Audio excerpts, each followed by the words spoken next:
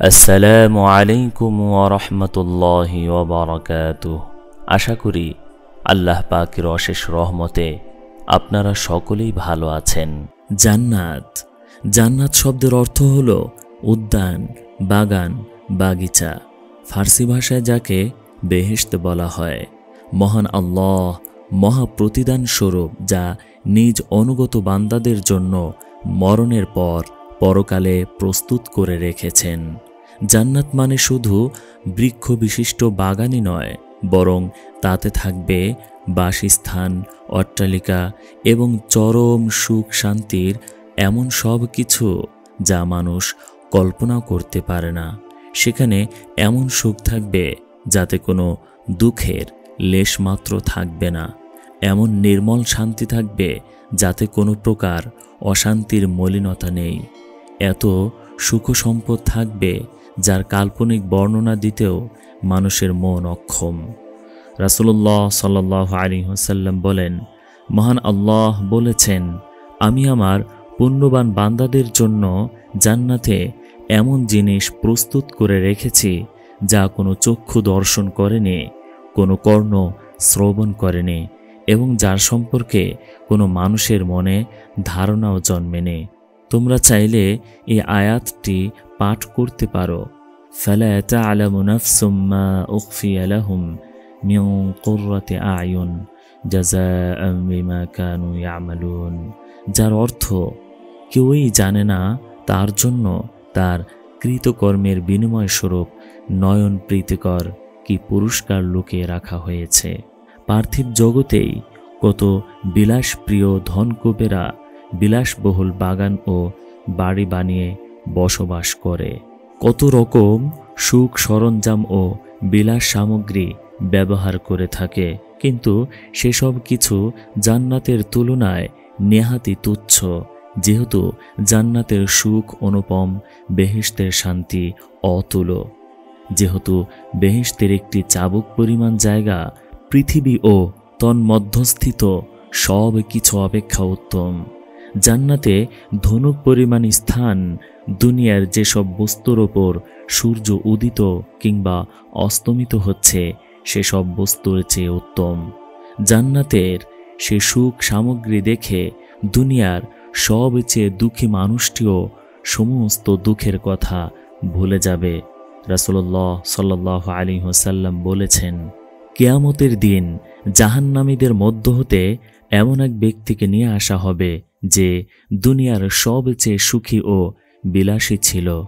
অতঃপর তাকে জাহান্নামে একবার মাত্র চুবানো হবে। তারপর তাকে বলা হবে, হে আদম সন্তান, তুমি কি কখনো ভালো জিনিস দেখেছ? তোমার নিকটে কি কখনো সুখ সামগ্রী এসেছে? সে বলবে, না, আল্লাহর কসম, হে প্রভু। আর জান্নাতীদের মধ্য হতে এমন এক ব্যক্তিকে নিয়ে আসা হবে যে দুনিয়ার সবচেয়ে দুঃখী ও অভাবী ছিল। তাকে জান্নাতে একবার মাত্র চুবানোর পর বলা হবে, হে আদম সন্তান, তুমি কি দুনিয়াতে কখনো কষ্ট দেখেছ? তোমার উপরে কি কখনো বিপদ গেছে? সে বলবে, না, আল্লাহর কসম, আমার উপর কোনো দিন কষ্ট আসেনি এবং আমি কখনো কোনো বিপদও দেখিনি। আর সে কারণেই বেহেশতে স্থান লাভ করা এমন সৌভাগ্যের ব্যাপার যার পর কোনো সৌভাগ্য নেই। মহান আল্লাহর ভাষায় সেটাই মহা সফলতা। তিনি বলেন, জীব মাত্রই মৃত্যুর স্বাদ গ্রহণ করবে, আর কিয়ামতের দিনে তোমাদের কর্মফল পূর্ণ মাত্রায় প্রদান করা হবে। সুতরাং যাকে আগুন থেকে দূরে রাখা হবে এবং বেহেশতে প্রবেশ লাভ করবে সে সফলকাম হবে। আর পার্থিব জীবন ছলনাময় ভোগ ব্যতীত আর কিছুই না। আল্লাহ বিশ্বাসী পুরুষ ও বিশ্বাসী নারীদেরকে এমন উদ্যানসমূহের প্রতিশ্রুতি দিয়ে রেখেছেন যেগুলোর নিম্ন দেশে বইতে থাকবে নদীমালা, সেখানে তারা অনন্তকাল থাকবে। আরও প্রতিশ্রুতি দিয়েছেন চিরস্থায়ী উদ্যানসমূহে জান্নাত আদনে পবিত্র বাসস্থানসমূহের। আর আল্লাহর সন্তুষ্টি হচ্ছে সর্বাপেক্ষা বড় নিয়ামত। এটাই হচ্ছে মহা সফলতা। যে আল্লাহ ও রসুলের অনুগত হয়ে চলবে, আল্লাহ তাকে বেহেশতে স্থান দান করবেন, যার নিচে নদীসমূহ প্রবাহিত। সেখানে তারা চিরকাল থাকবে, আর সেটাই হইল মহা সাফল্য। আহলে সুন্নাত ওয়াল জামাআতের আকীদা এই যে মহান সৃষ্টিকর্তা জান্নাত জাহান্নাম আগেই সৃষ্টি করেছেন, অতঃপর তার বাসিন্দা সৃষ্টি করেছেন, অর্থাৎ জান্নাত জাহান্নাম বর্তমানে প্রস্তুত রয়েছে। মহান আল্লাহ জান্নাত সম্বন্ধে বলেছেন, তোমরা প্রতিযোগিতা করো তোমাদের প্রতিপালকের নিকট থেকে ক্ষমা এবং বেহেশতের জন্য, যার প্রশস্ত আকাশ ও পৃথিবীর সমান, যা মুত্তাকিদের জন্য প্রস্তুত রাখা হয়েছে। তোমরা অগ্রণী হও তোমাদের প্রতিপালকের ক্ষমা ও সেই জান্নাতের দিকে, যার প্রশস্ততা আকাশ ও পৃথিবীর প্রশস্ততার মতো, যা প্রস্তুত করা হয়েছে আল্লাহ ও তার রসুলগণের ওপর বিশ্বাসী বান্দাদের জন্য। এটা আল্লাহর অনুগ্রহ, যাকে ইচ্ছা তিনি তাকে তা দান করেন, আর আল্লাহ মহা অনুগ্রহশীল।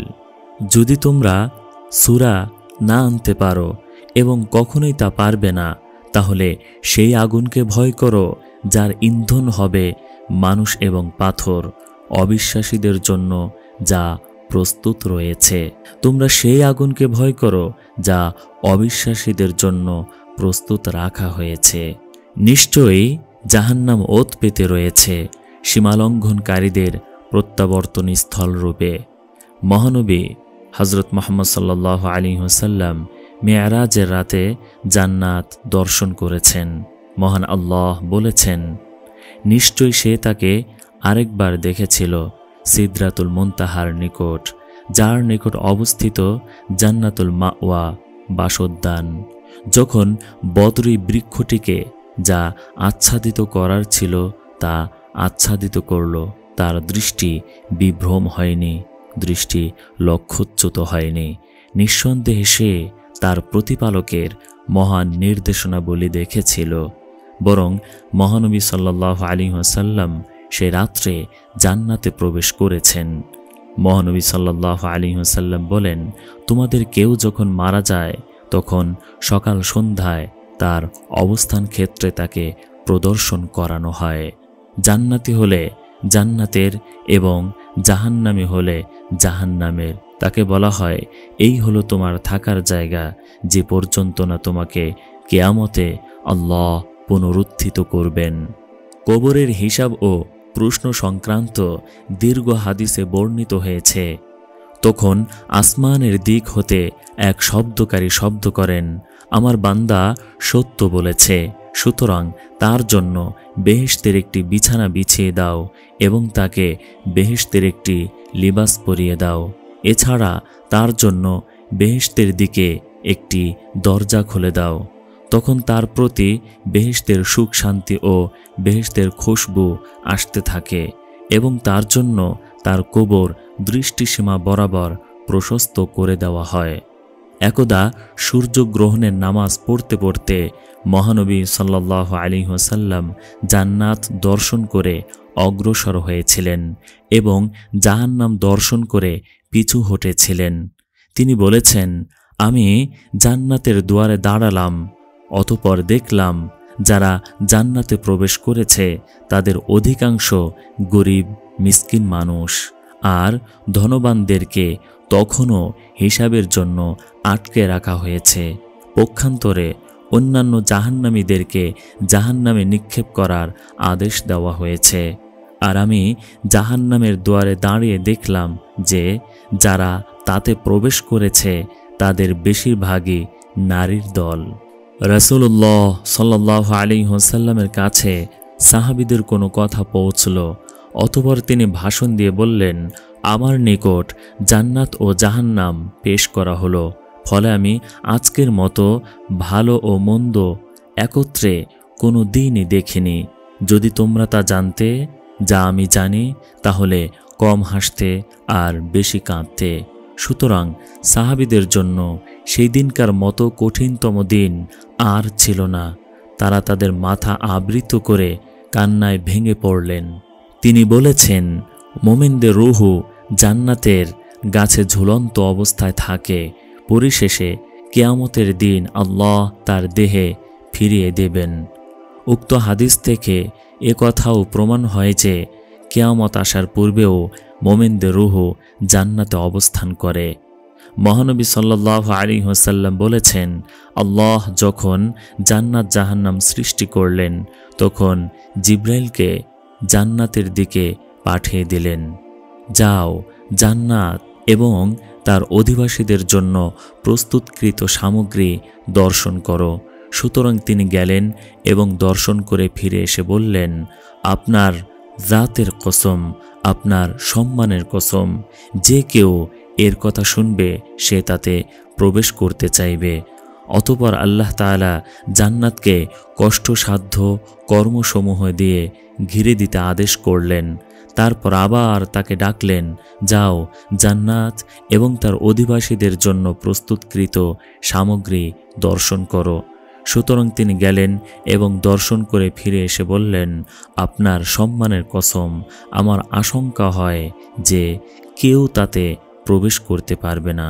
মহানবী সাল্লাল্লাহু আলাইহি ওয়াসাল্লাম বলেছেন, আল্লাহ যখন জান্নাত জাহান্নাম সৃষ্টি করলেন অতঃপর আল্লাহ তাকে জাহান্নামের দিকে পাঠিয়ে বললেন, যাও জাহান্নাম এবং তার অধিবাসীদের জন্য প্রস্তুতকৃত সামগ্রী দর্শন করো। সুতরাং তিনি গেলেন এবং দেখলেন তার আগুনের এক অংশ অপর অংশের ওপর চেপে রয়েছে। অতঃপর তিনি ফিরে এসে বললেন, আপনার সম্মানের কসম, যে কেউ এর কথা শুনবে সে এতে প্রবেশ করতে চাইবে না। অতঃপর জাহান্নামকে মনোলোভা জিনিসসমূহ দিয়ে ঘিরে দিতে আদেশ করলেন এবং পুনরায় তাকে বললেন, যাও জাহান্নাম এবং তার অধিবাসীদের জন্য প্রস্তুতকৃত সামগ্রী দর্শন করো। সুতরাং তিনি গেলেন এবং দর্শন করে ফিরে এসে বললেন, আপনার সম্মানের কসম, আমার আশঙ্কা হয় যে কেউ পরিত্রাণ পাবে না, সবাই তাতে প্রবেশ করবে। হাদিস গ্রন্থগুলিতে এই শ্রেণীর আরও হাদিস রয়েছে যা প্রমাণ করে যে জান্নাত জাহান্নাম সৃষ্টি করে প্রস্তুত করে রাখা হয়েছে। সুর ফোঁকার পরেও জান্নাত জাহান্নাম অবশিষ্ট থাকবে, যেমন কিয়ামতে সূর্য থাকবে। অতএব এই সন্দেহে তা এখন সৃষ্ট নয় বলা যাবে না, বরং তা সৃষ্ট প্রস্তুত আছে। অবশ্য তার মধ্যে এমনও কিছু সাজ সামগ্রী আছে যা মহান আল্লাহ পাক পরে সৃষ্টি করবেন। বিচার দিনে মোমেনরা মাত্র জোহর থেকে আসরের সময়কাল অবধি অপেক্ষা করবে, অতঃপর তাদেরকে জান্নাতে প্রবেশাধিকার দেওয়া হবে। সে কি আনন্দের দিন! সেদিন ফেরেশতাগণ তাদেরকে সম্মানের সাথে চির সুখময় বেহেশতের দিকে দলে দলে পথ দেখিয়ে নিয়ে যাবেন। কত কষ্ট ভোগা ও দেখার পর যখন জান্নাতের দরজায় পৌঁছবে তখন ফেরেশতাগণ তাদেরকে সালাম ও স্বাগতম জানাবেন। মহান আল্লাহ বলেন, যারা তাদের প্রতিপালককে ভয় করত তাদেরকে দলে দলে জান্নাতের দিকে নিয়ে যাওয়া হবে। যখন তারা জান্নাতের নিকট উপস্থিত হবে এবং জান্নাতের দরজা খুলে দেওয়া হবে এবং তার রক্ষীরা তাদেরকে বলবে, তোমাদের প্রতি সালাম, তোমরা সুখী হও এবং চিরস্থায়ীভাবে বাস করার জন্য জান্নাতে প্রবেশ করো। এই জান্নাত হলো সেই মুমিনদের পুরস্কার যাদের বিশ্বাস, কথা ও কর্ম শুদ্ধ ছিল, যাদের অন্তর ছিল নির্মল, কথা ছিল উত্তম এবং কর্ম ছিল সৎ। তবে বেহেশতে পৌঁছানোর আগে কিছু কষ্ট স্বীকার অবশ্যই করতে হবে। জান্নাতে যাওয়ার আগে জাহান্নামের উপর স্থাপিত পুল আছে, সেই পুল পার হয়ে যেতে হবে জান্নাতে। পুল পার হওয়ার আগে মুমিনদের আপোষের দেনা পাওনার পরিশোধ দেওয়া নেওয়ার ব্যবস্থা করা হবে। জান্নাতে প্রবেশের জন্য আমাদের শেষ নবী আল্লাহর দরবারে সুপারিশ করবেন। রাসূলুল্লাহ সাল্লাল্লাহু আলাইহি ওয়াসাল্লাম বলেছেন, বরকতময় মহান আল্লাহ কিয়ামতের দিন সকল মানুষকে একত্রিত করবেন। অতঃপর মোমিনগণ উঠে দাঁড়াবে, এমনকি জান্নাতও তাদের নিকটবর্তী করে দেওয়া হবে, যার কারণে তাদের জান্নাতে যাওয়ার ইচ্ছা প্রবল হয়ে যাবে। সুতরাং তারা আদম আলাইহিস সালাতু ওয়াস সালামের নিকট আসবে। অতঃপর বলবে, হে আমাদের পিতা, আমাদের জন্য আল্লাহর কাছে জান্নাত খুলে দেওয়ার আবেদন করুন।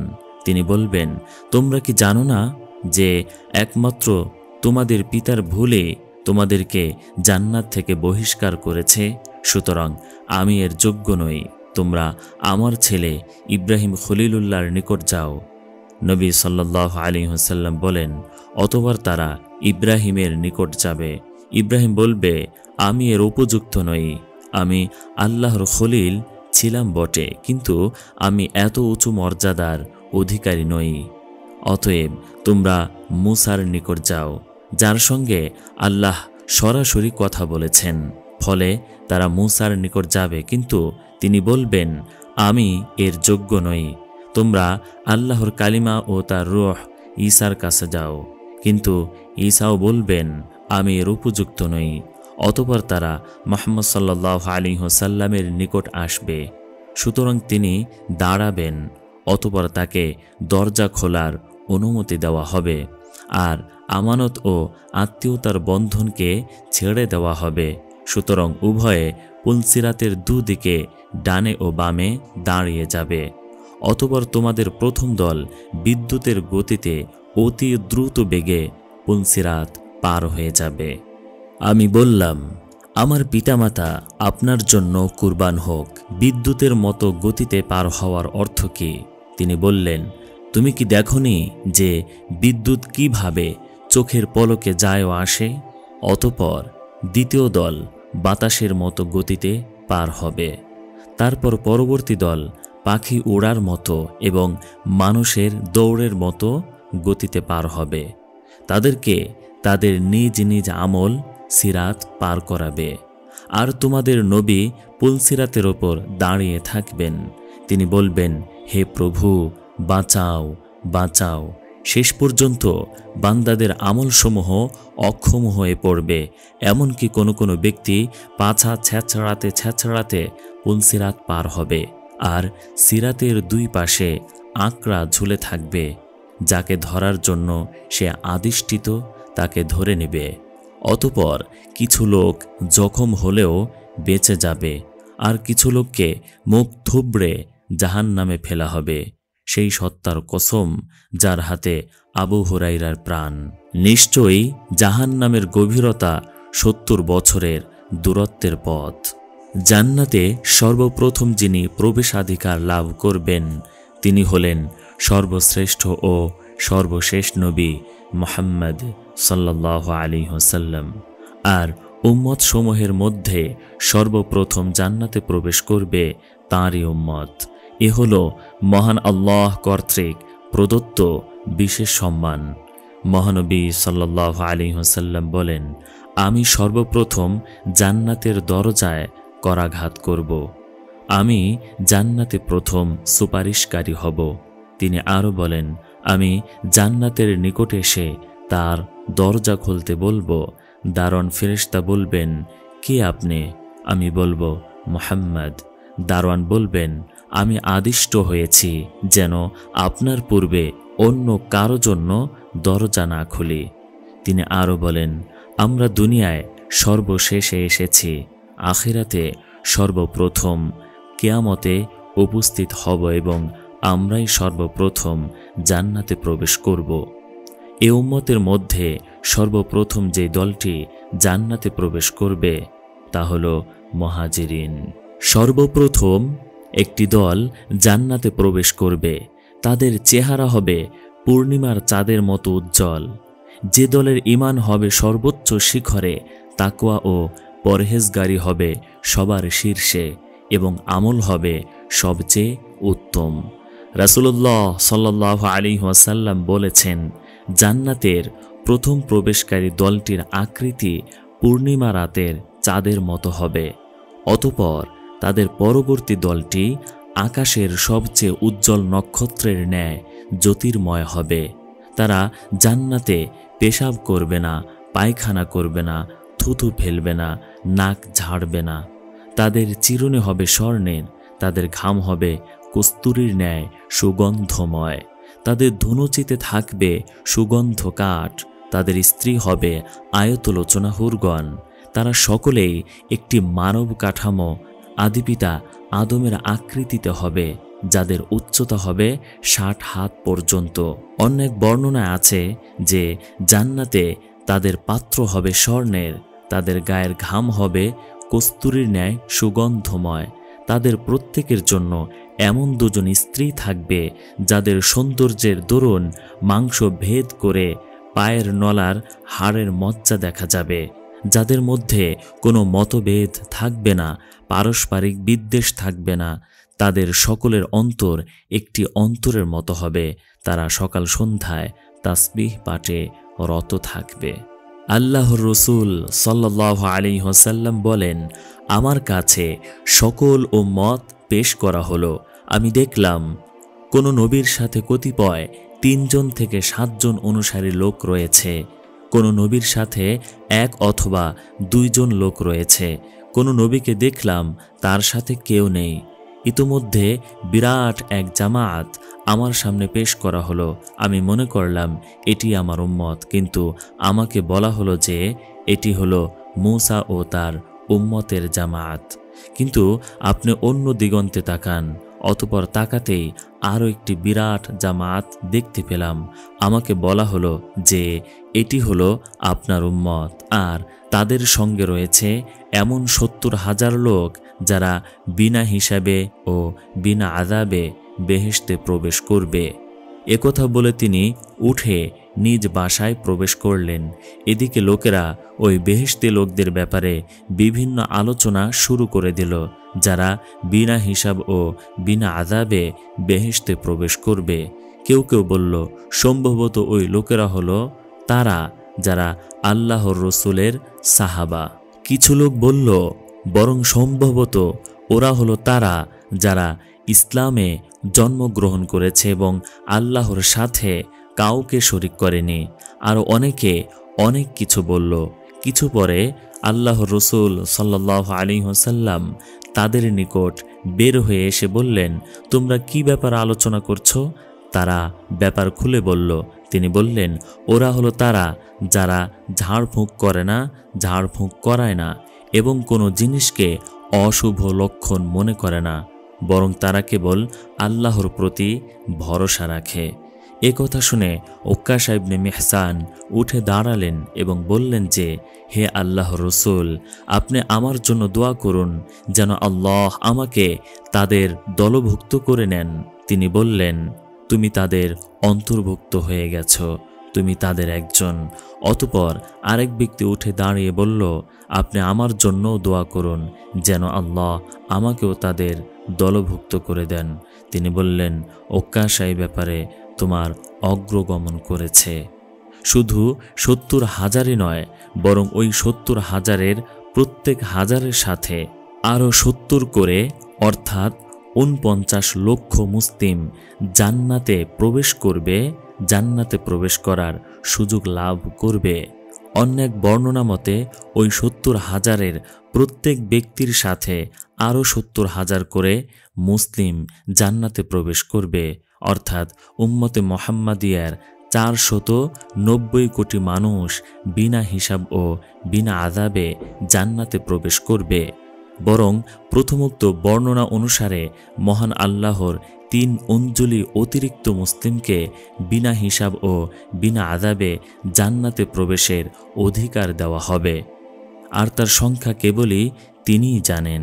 সম্ভবত এই অগ্রগামীদের কথাই মহান আল্লাহ কুরআনুল কারিমে বলেছেন, والسابقون السابقون أولئك المقربون في جنات النعيم ثلة من الأولين وقليل من الآخرين। অর্থাৎ তার অগ্রবর্তীগণ তো অগ্রবর্তী, তারাই হবে নৈকট্যপ্রাপ্ত, তারা থাকবে সুখময় জান্নাতসমূহে। বহু সংখ্যক হবে পূর্ববর্তীদের মধ্য হতে এবং অল্প সংখ্যক হবে পরবর্তীদের মধ্য হতে। যেহেতু গরিবদের হিসাব কম, তাদের জাকাত নেই, হজ নেই, মালের কোনো হিসাব নিকাশ নেই, তাই তারা নির্ঝঞ্ঝটে ধনীদের আগেই জান্নাতে চলে যাবে। কিন্তু কতদিন আগে? এক বর্ণনা অনুসারে 40 বছর আগে। আল্লাহর রসুল সাল্লাল্লাহু আলাইহি ওয়াসাল্লাম বলেছেন, মুহাজিরদের দরিদ্র শ্রেণীর লোকেরা ধনশালীদের চেয়ে 40 বছর পূর্বে কিয়ামতের দিন জান্নাতে প্রবেশ করবে। অন্য এক বর্ণনা মতে আছে 500 বছর আগে। রাসূলুল্লাহ সাল্লাল্লাহু আলাইহি ওয়াসাল্লাম বলেছেন, গরিব মুমিনরা ধনীদের 500 বছর পূর্বে জান্নাতে প্রবেশ করবে। আসলে ধনী ও গরিবদের অবস্থা ভেদে সময়ের এই পার্থক্য হবে। সুতরাং যে গরিব সর্বপ্রথম জান্নাতে প্রবেশ করবে এবং যে ধনী সবশেষে জান্নাতে প্রবেশ করবে, তাদের উভয়ের সময়ের ব্যবধান হবে 500 বছর। আর যে গরিব সব শেষে জান্নাতে প্রবেশ করবে এবং যে ধনী সর্বপ্রথম জান্নাতে প্রবেশ করবে, তাদের উভয়ের সময়ের ব্যবধান হবে 40 বছর। আল্লাহই ভালো জানেন। জান্নাতে প্রবেশকারী সর্বশেষ ব্যক্তি অথবা সর্বনিম্ন মানের জান্নাতেও কিন্তু ছোট মানের বা কম সুখের অধিকারী হবে না। এ ব্যাপারে মহানবী সাল্লাল্লাহু আলাইহি ওয়াসাল্লাম বলেছেন, সর্বশেষে যে ব্যক্তি জাহান্নাম থেকে বের হয়ে জান্নাতে প্রবেশ করবে, তার সম্পর্কে অবশ্যই আমার জানা আছে। এক ব্যক্তি হামাগুড়ি দিয়ে চলে জাহান্নাম থেকে বের হবে, তখন আল্লাহ আজ্জা ওয়া জাল্লা বলবেন, যাও জান্নাতে প্রবেশ করো। সুতরাং সে জান্নাতের কাছে এলে তার ধারণা হবে যে জান্নাত পরিপূর্ণ হয়ে গেছে। ফলে সে ফিরে এসে বলবে, হে প্রভু, জান্নাত তো পরিপূর্ণ দেখলাম। আল্লাহ আজ্জা ওয়া জাল্লা বলবেন, যাও জান্নাতে প্রবেশ করো। তখন সে জান্নাতের কাছে এলে তার ধারণা হবে যে জান্নাত তো ভরে গেছে। তাই সে আবার ফিরে এসে বলবে, হে প্রভু, জান্নাত তো ভর্তি দেখলাম। তখন আল্লাহ আজ্জা ওয়া জাল্লা বলবেন, যাও জান্নাতে প্রবেশ করো। তোমার জন্য থাকলো পৃথিবীর সমতুল্য এবং তার 10 গুণ, অথবা তোমার জন্য পৃথিবীর 10 গুণ পরিমাণ বিশাল জান্নাত রইল। তখন সে বলবে, হে প্রভু, তুমি কি আমার সাথে ঠাট্টা করছো অথবা আমার সাথে হাসি মজাক করছো?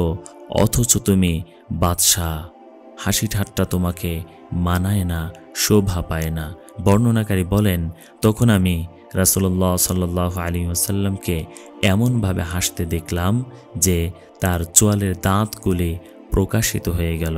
তিনি বললেন, এ হলো সর্বনিম্ন মানের জান্নাতি।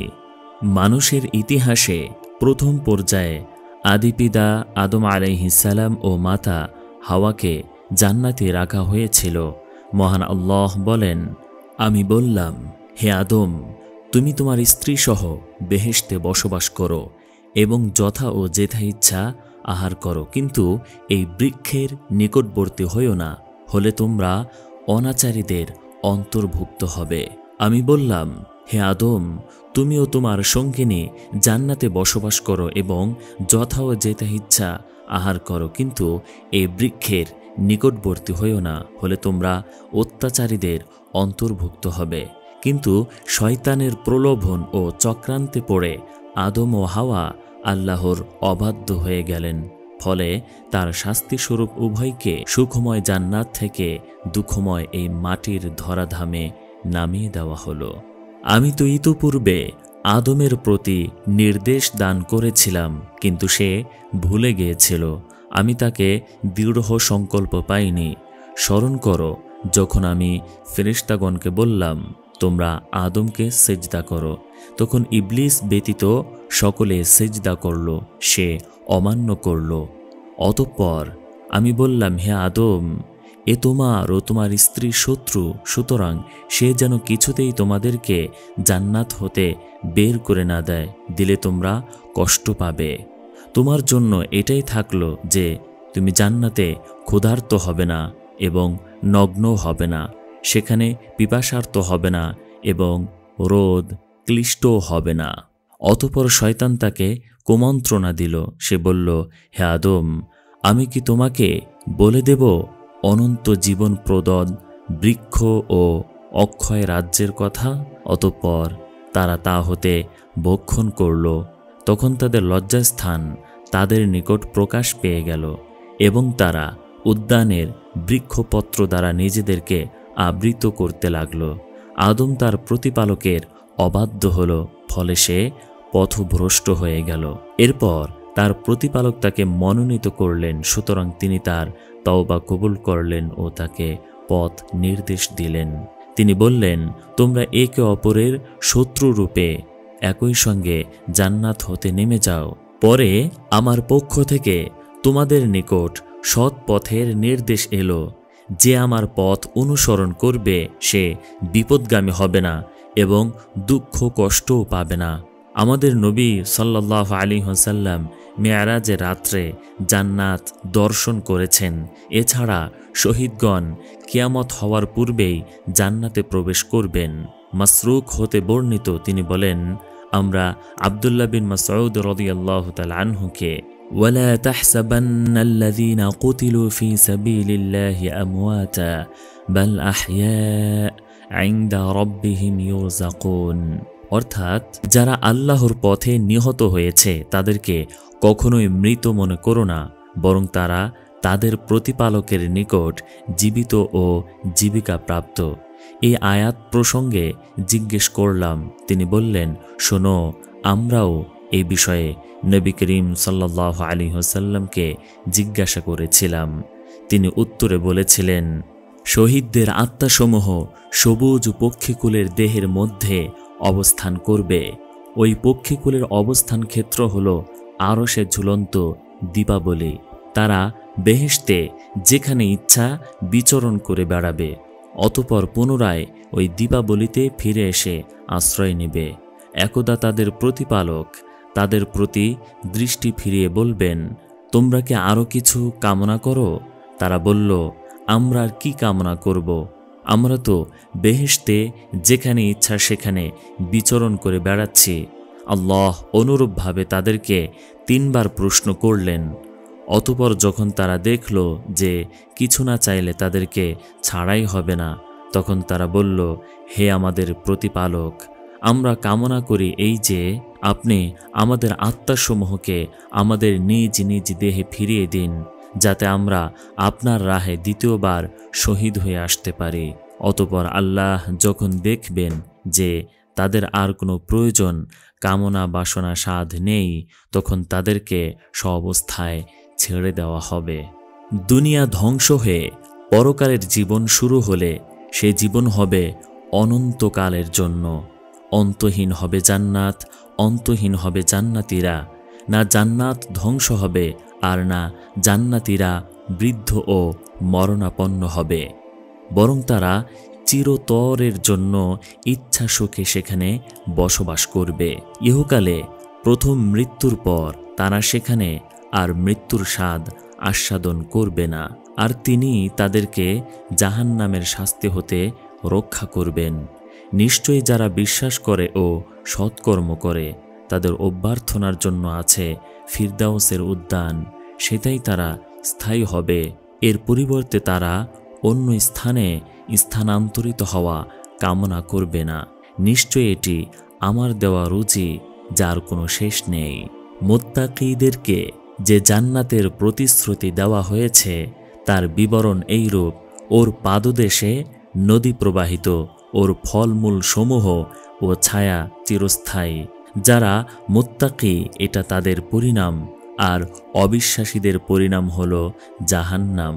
মহানবী সাল্লাল্লাহু আলাইহি ওয়াসাল্লাম বলেন, যে ব্যক্তি জান্নাতে প্রবেশ করবে সে চিরসুখে থাকবে, সে কোনো কষ্ট পাবে না, তার পরিচ্ছদ পুরাতন হবে না এবং তার যৌবনও শেষ হবে না।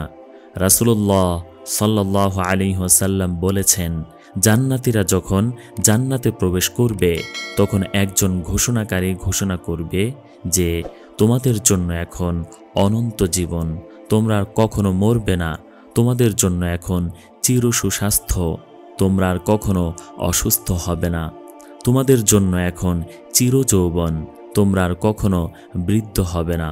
তোমাদের জন্য এখন চিরসুখ ও পরম আনন্দ, তোমরা আর কখনো দুঃখ কষ্ট পাবে না।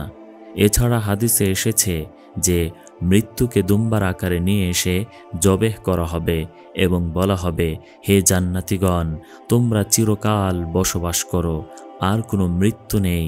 হে জাহান্নামীগণ, তোমরা চিরকাল বাস করো, আর কোনো মৃত্যু নেই। অতএব যারা দুর্ভাগ্যবান তারা তো হবে দোজখে, তাতে তাদের চিৎকার ও আর্তনাদ হতে থাকবে। তারা অনন্তকাল সেখানে থাকবে, যতকাল আকাশমণ্ডলীয় পৃথিবী বিদ্যমান থাকে, যদি না তোমার প্রতিপালকের অন্য ইচ্ছা হয়। নিশ্চয়ই তোমার প্রতিপালক যা ইচ্ছা করেন তা সম্পাদনে সুনিপুণ। পক্ষান্তরে যারা সৌভাগ্যবান তারা থাকবে বেহেশতে, সেখানে তারা অনন্তকাল থাকবে, যতকাল আকাশমণ্ডলী ও পৃথিবী বিদ্যমান থাকবে, যদি না তোমার প্রতিপালকের অন্য ইচ্ছে হয়। এ হবে অফুরন্ত অনুদান। এ আয়াতসমূহ দ্বারা কিছু মানুষ এই বিভ্রান্তির শিকার হয়েছে যে জাহান্নামের আযাব কাফেরদের জন্য চিরস্থায়ী নয়, বরং সাময়িক, অর্থাৎ ততদিন থাকবে যতদিন আকাশ ও পৃথিবী থাকবে, তারপর শেষ হয়ে যাবে। কিন্তু এ কথা সঠিক নয়, কারণ এখানে মা দামাতিস সামাওয়াতু ওয়াল আরদ কথাটি আরববাসীদের দৈনন্দিন কথাবার্তা ও পরিভাষা অনুযায়ী অবতীর্ণ হয়েছে। আরববাসীদের অভ্যাস ছিল যে যখন তারা কোনো বস্তুর চিরস্থায়িত্ব প্রমাণ করার উদ্দেশ্য হতো, তখন তারা বলতো, হাদা দাইমুন দাওয়ামুস সামাওয়াতি ওয়াল আরদ, এই বস্তু আকাশ ও পৃথিবীর মতো চিরস্থায়ী। সেই পরিভাষাকে কোরআনে ব্যবহার করা হয়েছে, যার অর্থ কাফের ও মুশরিকরা চিরকালব্যাপী জাহান্নামে থাকবে, যা কোরআন বিভিন্ন স্থানে খালিদিনা ফিহা আবাদা শব্দ দ্বারা বর্ণনা করেছে।